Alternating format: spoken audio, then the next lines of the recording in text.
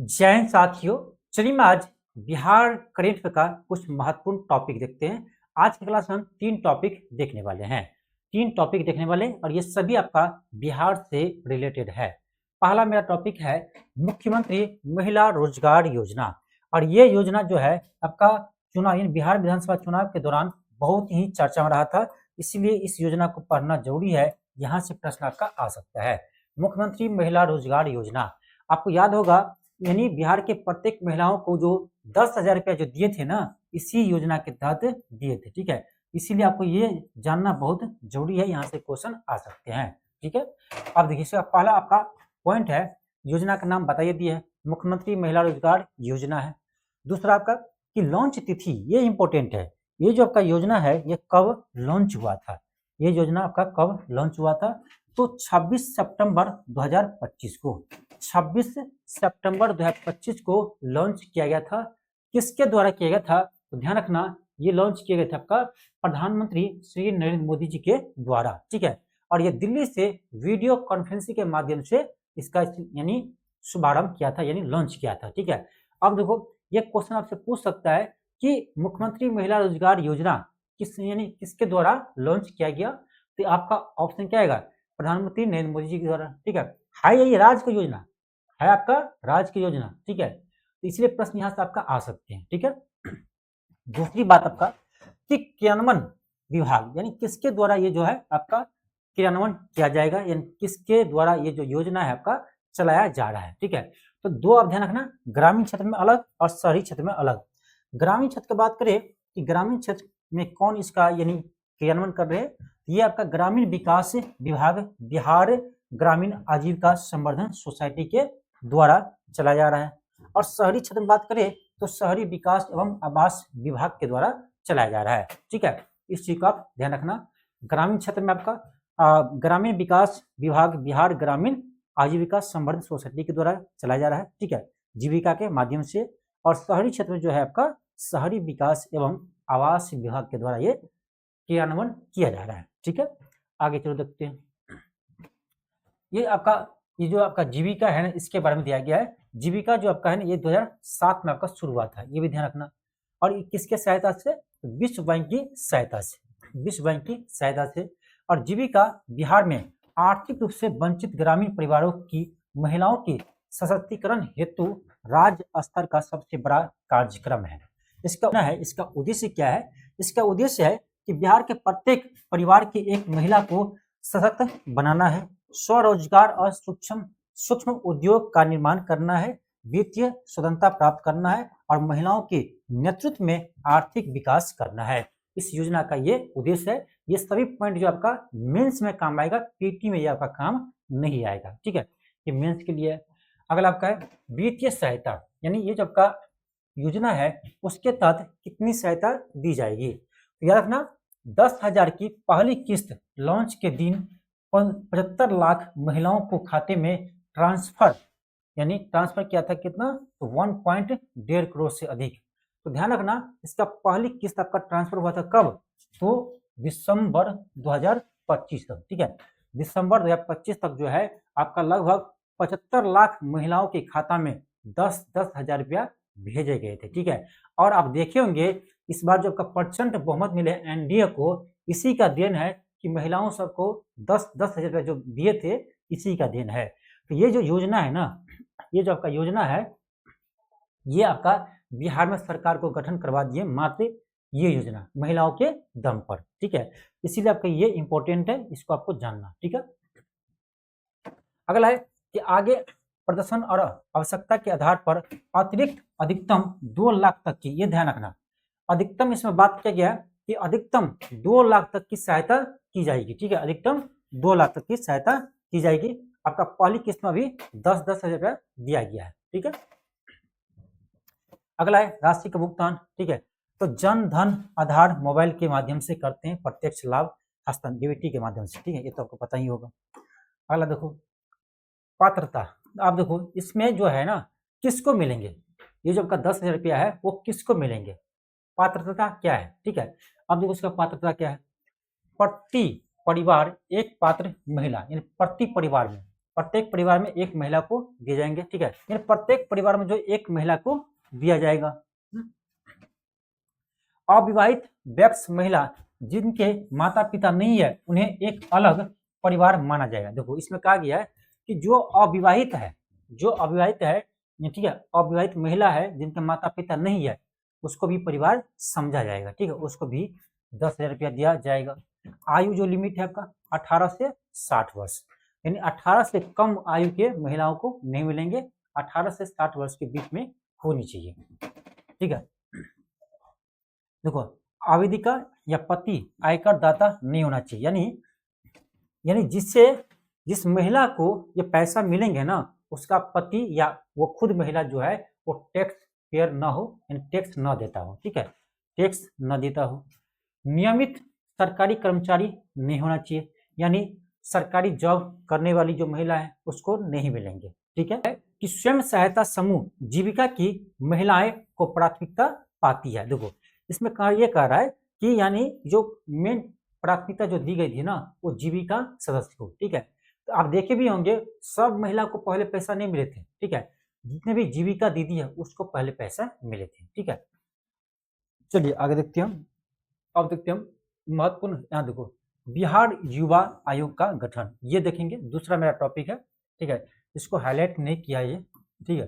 दूसरा टॉपिक है मेरा बिहार युवा आयोग, सॉरी, यहाँ से प्रश्न आपके एग्जाम में आ चुके हैं। बिहार युवा आयोग एक प्रश्न आपका बीपीएससी में पूछा गया था कि बिहार युवा आयोग में कुल कितने सदस्य होंगे, ठीक है। तो ध्यान रखना ये एक अध्यक्ष, 2 उपाध्यक्ष और आपका 7 सदस्य, टोटल आपका 10 सदस्य इसमें होंगे, ठीक है। जो आपका बिहार युवा आयोग जो है जिसका गठन किया गया है उसमें कितना है, टोटल 10 सदस्य होंगे, ये इंपॉर्टेंट है। अब देखते हैं कुछ महत्वपूर्ण पॉइंट। बिहार सरकार द्वारा जुलाई 2025 में बिहार युवा आयोग का गठन की मंजूरी दी गई। कब दिया गया, ये डेट ध्यान रखना, जुलाई 2025 को। जुलाई 2025 में जो है बिहार सरकार बिहार युवा आयोग गठन की मंजूरी दी है, इंपॉर्टेंट है। दूसरी बात ये इंपॉर्टेंट है कि आयोग में एक अध्यक्ष, 2 उपाध्यक्ष, एक अध्यक्ष, 2 उपाध्यक्ष और 7 सदस्य शामिल होंगे। टोटल कितना होगा, टोटल 10, ठीक है। एक आपका अध्यक्ष, 2 उपाध्यक्ष और 7 सदस्य होगा, टोटल सदस्य आपका इसमें 10 होंगे। और ये क्वेश्चन आपके बीपीएससी एग्जाम में पूछ चुका है, ठीक है। अब बीपीएससी एग्जाम आया कि बिहार का कोई एग्जाम आया, लेकिन बिहार के एग्जाम में एक क्वेश्चन आया हुआ है, ठीक है, मैं सोल्व करवाया हूँ इसलिए मुझे याद है। क्या होगा, 10 सदस्य होगा, याद रखना। उद्देश्य क्या है, युवाओं को आत्मनिर्भर और रोजगार उन्मुख बनाना है, रोजगार उन्मुख बनाना है, ठीक है। इसका उद्देश्य है युवाओं को आत्मनिर्भर और रोजगार उन्मुखी बनाना है, ठीक है। अगला आपका है, ये हो गया बिहार युवा आयोग, इंपॉर्टेंट है। अगला मेरा टॉपिक है क्या, अगला टॉपिक है, यहाँ से भी क्वेश्चन आपके एग्जाम में आया हुआ है, ठीक है, बीपीएससी एग्जाम आया है, मोदी स्मृति संग्रहालय, मोदी स्मृति संग्रहालय, यहाँ से क्वेश्चन आपके एग्जाम में पूछे गए हैं, ठीक है, इसलिए इंपॉर्टेंट है। देखो अप्रैल 2025 में मोतिहारी में यही क्वेश्चन आया था, ठीक है, यही आपका पूछा था कहाँ पर हुआ था, तो मोतिहारी में, ठीक है। अप्रैल 2025 में मोतिहारी में स्थापित हुआ है मोदी स्मृति संग्रहालय। किसके द्वारा किया गया है, तो युवा उद्योगपति यमुना सिकरिया के द्वारा 56 नीलाम किए गए स्मृति चिन्हों का प्रदर्शन किया गया और इसका नाम दिया है मोदी स्मृति संग्रहालय।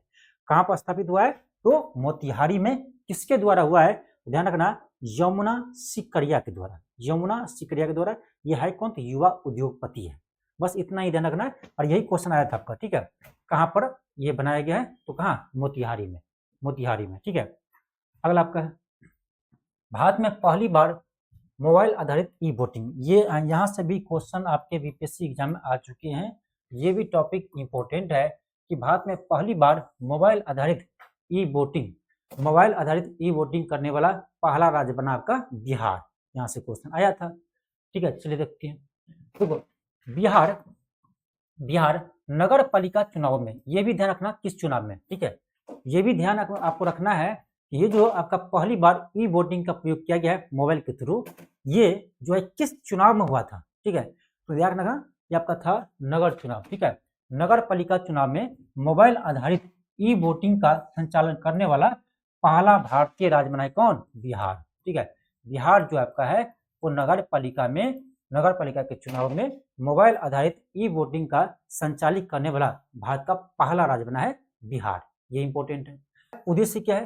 तो वरिष्ठ नागरिकों को, गर्भवती महिलाओं को और विकलांग व्यक्तियों के लिए मतदान की पहुंच में सुधार करना। इसका अर्थ ये हुआ, इसमें जो है जो वरिष्ठ नागरिक है, जो वृद्ध नागरिक है उसके लिए, और जो गर्भवती महिला है और जो दिव्यांग व्यक्ति है, ठीक है, जो मतलब एक तरह से जो जा नहीं सकते हैं, ठीक है, उसके लिए व्यवस्था किया गया है। ये सब के लिए नहीं था, समझ गए। अगला आपका है कि बिहार देश का पहला राज्य बन गया जहां मतदाता ई वोटिंग के माध्यम से मतदान कर पा रहे हैं। दूसरी, यह नई व्यवस्था 28 जून को, ये डेट ध्यान रखना, 28 जून को हुए नगर निकाय चुनाव में लागू की गई थी। ये डेट आपको ध्यान रखना है, 28 जून को। अगला पॉइंट है कि पूर्वी चंपारण, ये भी ध्यान रखना, पूर्वी चंपारण जिले के पकड़ी दयाल निवासी, ये भी ध्यान रखना, पकड़ी दयाल निवासी विभा कुमारी, ये भी याद रखना, विभा कुमारी स्थानीय निकाय चुनाव के दौरान मोबाइल फोन के जरिए वोट डालने वाली देश की पहली व्यक्ति बनी है। ये इंपॉर्टेंट है कि जो बिहार में ई वोटिंग जो किए हैं, ई वोटिंग करने वाला पहला व्यक्ति कौन बने? ये आपका विभा कुमारी है। विभा कुमारी है जो पूर्वी चंपारण के पकड़ी दयाल निवासी है, पूर्वी चंपारण जिले के पकड़ी दयाल के निवासी है विभा कुमारी, जिन्होंने मोबाइल के थ्रू पहली बार वोटिंग किया, सबसे प्रथम बार वोटिंग किए मोबाइल के थ्रू।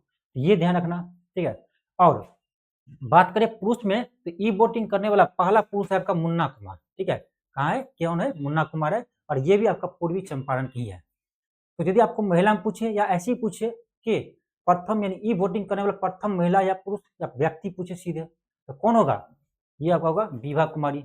हाँ, पुरुष में पूछेगा आपको तब होगा मुन्ना कुमार, पुरुष में सिर्फ पुरुष में पूछे तब याद रखना मुन्ना कुमार, ठीक है। चलिए आगे देखते हैं। अगला क्वेश्चन आपका है कि निम्नलिखित कथनों पर विचार कीजिए। चलिए देखते हैं।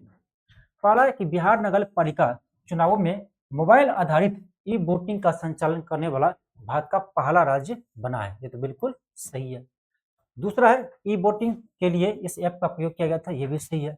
यह पहल केवल लोकसभा चुनावों के लिए की गई थी। क्या ये लोकसभा चुनाव हुआ था? नहीं हुआ था ना, नगर पालिका के चुनाव हुआ था। ये आपका गलत है। ये जो है प्रयोग किसमें किया था? नगर पालिका के चुनाव में प्रयोग किया गया था, न कि लोकसभा चुनाव में। इसीलिए आपका थर्ड गलत है। कौन सही है? तो केवल 1 और 2 होगा, यानी ऑप्शन नंबर ए होगा। क्या होगा? ऑप्शन आपका ए होगा, 1 और 2। अगला क्वेश्चन देखिए। अगला क्वेश्चन कर आपका कि बिहार में नगर पालिका चुनावों के दौरान पहली बार ई वोटिंग की सुविधा कब लागू की गई थी? आपको बोले थे डेट याद रखने के लिए 28 जून 2025 को। 28 जून 2025 को आपका बिहार के नगर पालिका चुनाव में जो है ई वोटिंग किया गया था, पहली बार किया गया है, ठीक है। अगला क्वेश्चन देखो, ई वोटिंग के माध्यम से मतदान करने वाले देश की पहली व्यक्ति यानी कौन बने हैं? ध्यान रखना, ये बने आपका विभा कुमारी। ये भी इंपॉर्टेंट है, ठीक है, ये भी आपका इंपॉर्टेंट है। तो ई वोटिंग के माध्यम से मतदान करने वाले देश की पहली व्यक्ति कौन बने हैं? ये बने आपका विभा कुमारी। अगला क्वेश्चन देखिए, कृपया निम्नलिखित कथनों पर विचार कीजिए। पहला है मोबाइल के माध्यम से ई वोटिंग की अनुमति देने वाला बिहार देश का पहला राज्य बना। ये भी सही है। पूर्वी चंपारण के मुन्ना कुमार ई वोटिंग करने वाला देश के पहले पुरुष बने हैं। देखो क्या लिखे हैं, पुरुष बने हैं, तब सही है। देश के पहले पुरुष बने, सही है। तो आपका क्या होगा? ऑप्शन सी होगा, 1 और 2 दोनों। देखो विभा कुमारी तब होगा जब सीधे पूछे देश के पहले नागरिक या पहले व्यक्ति, तब होंगे विभा कुमारी। यदि पूछे ई वोटिंग करने वाला प्रथम पुरुष, तब होगा मुन्ना कुमार। कि बिहार युवा आयोग की संरचना में कुल कितने सदस्य होंगे? तो आपका होगा कुल 10 सदस्य, जिसमें आपका एक अध्यक्ष, 2 उपाध्यक्ष और 7 सदस्य होंगे, ठीक है। टोटल कितना सदस्य होंगे? 10 सदस्य होंगे, एक अध्यक्ष, 2 उपाध्यक्ष, 7 आपका सदस्य होंगे, ठीक है। अगला है, अगला बात, बिहार सरकार ने बिहार युवा आयोग के गठन की मंजूरी कब दी? हम लोग देखे थे जुलाई 2025 में। जुलाई 2025 में जो है बिहार सरकार ने बिहार युवा आयोग के गठन की मंजूरी देते हैं। ये सभी क्वेश्चन आपके लिए इंपॉर्टेंट है, ठीक है। चलिए देखते हैं। अगला क्वेश्चन आपका है, अगला क्वेश्चन है कि बिहार युवा आयोग में शामिल होने वाले सदस्यों के लिए निर्धारित अधिकतम आयु कितनी है? अधिकतम आयु 45 वर्ष रखा गया है। ठीक है, यदि 45 वर्ष से कोई अधिक आयु के है तो ये आपका ऑटोमेटिक रिटायर हो जाएंगे। ठीक है, यानी मैक्सिमम एज रखा गया है 45 वर्ष। ठीक है, इसको ध्यान रखना। अगला क्वेश्चन आपका है, क्वेश्चन कराकर निम्नलिखित कथनों पर विचार कीजिए। पहला है, मोदी स्मृति संग्रहालय की स्थापना अप्रैल 2025 में मोतिहारी में की गई। बिल्कुल सही है, मोतिहारी में किया गया। इसमें 56 नीलाम किए गए स्मृति चिन्ह का प्रदर्शन किया गया, ये भी सही है। यह संग्रहालय बिहार सरकार द्वारा स्थापित किया गया, गलत है, ये बिहार सरकार द्वारा स्थापित नहीं हुआ है। तो आपका ऑप्शन नंबर क्या होगा? ये होगा 1 एंड 2, केवल 1 एंड 2 आपका सही है। और ये क्वेश्चन जो आपका फर्स्ट पॉइंट लिखा है ना, यहाँ से क्वेश्चन आपके एग्जाम में आया हुआ है। ठीक है, ध्यान रखिएगा। अगला क्वेश्चन है कि अप्रैल 2025 में मोदी स्मृति संग्रहालय की स्थापना कहाँ पर की गई? मोतिहारी में। ठीक है, यही क्वेश्चन आपके एग्जाम में आया हुआ है। ये क्वेश्चन आपके बीपीएससी के एग्जाम में पूछा गया है कि मोदी स्मृति संग्रहालय कहाँ पर स्थापित किया गया है? तो मोतिहारी में। अगला क्वेश्चन है, मोदी स्मृति संग्रहालय की स्थापना किसके द्वारा किया गया? याद रखना, यमुना सिकारिया के द्वारा स्थापित किया गया। ये क्वेश्चन आपके एग्जाम में आ चुके हैं, ये नहीं आए, ये आपके एग्जाम में आ सकते हैं। ठीक है, तो आज के यही आपका टॉपिक था। तो इसी तरह से आपको हम डेली या एक दिन पर अल्टरनेट करके आपको क्लास लेकर आते रहेंगे। ठीक है, हाँ, कुछ स्टूडेंट बोल रहे थे सर इसमें मंथली वाइज नहीं करवा रहे, तो मैं आपको बता दूं अभी हम आपको 2025 का टॉपिक करवा रहे हैं। ठीक है, और यदि आपको डिटेल्स में क्लास करवाना है तो आपको मंथली वाइज नहीं हो पाएगा, क्योंकि हो सकता है किसी मंथ में ऐसे कोई हाईलाइट टॉपिक ही ना हो या बहुत कम हो। ठीक है, इसीलिए आपको हम पहले जितने भी हाईलाइटेड टॉपिक है उसको करवा देते हैं, उसके बाद जो छोटे छोटे टॉपिक होंगे उसको हम क्वेश्चन के थ्रू आपको करवा देंगे। ठीक है, इसमें आपको मंथली वाइज पढ़ने का कोई जरूरत नहीं है। 25 का कंप्लीट करवाने दीजिए, उसके बाद 26 का आपको चलेगा, मंथली वाइज ही चलेगा। 26 से पहले मुझे 25 का कंप्लीट करवाने दीजिए। ठीक है, जितने भी इंपॉर्टेंट टॉपिक है इसी तरह से आपको क्लास लेकर आते रहेंगे और आप लोग क्लास करते रहिए। ठीक है, चलिए मिलते हैं नेक्स्ट क्लास में। थैंक यू, धन्यवाद।